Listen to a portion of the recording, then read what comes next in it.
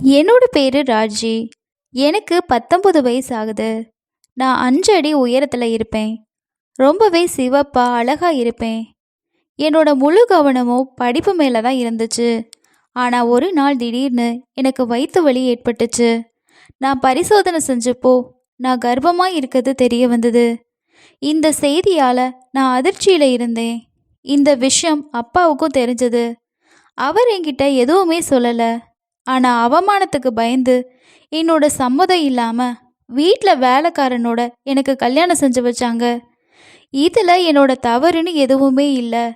ஆனால் கல்யாணமாகி 7 மாதத்துக்கு அப்புறமா குழந்தை பிறக்க போகுது. எனக்கு பெரிய அதிர்ச்சி ஏற்பட்டுச்சு. என்னோட குழந்தைக்கு காரணம் என்னோட அப்பாவான்னு நினைக்கும் போது என்னோட தலையில் நரம்புகள் வெடிச்சு பூகம்பமே ஏற்பட்டுச்சு. என்னோட அம்மா இறந்ததுக்கு அப்புறமா அப்பாவோட சுபாவம் ரொம்பவே மாறிடுச்சு. அவர் ஒவ்வொரு விஷயத்துலையும் என்னை சந்தேக கண்ணோட பார்த்தாரு.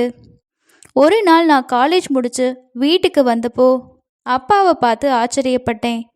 ஏன்னா அந்த நேரத்தில் அப்பா ஆஃபீஸில் தான் இருப்பார். ஆனால் அன்னிக்கே வீட்டில் இருந்தார். வெயிலோட தாக்கம், வியர்வையால் நான் ரொம்பவே மோசமான நிலையில் இருந்தேன். எல்லாம் வியர்வையால் நனைஞ்சிருந்தது. அப்போ அப்பா என்னை வித்தியாசமான பார்வையோடு பார்த்தாரு. அதுக்கப்புறமா விசித்திரமான வார்த்தைகளில், இன்னைக்கு நீ கல்லூரி முடிச்சு வர, ஏன் இவ்வளவு லேட்டு, எங்கேருந்து வர்ற, யாரோட என்ன செஞ்சிட்டு இருந்தாய், இப்படி வியர்வையாக இருக்க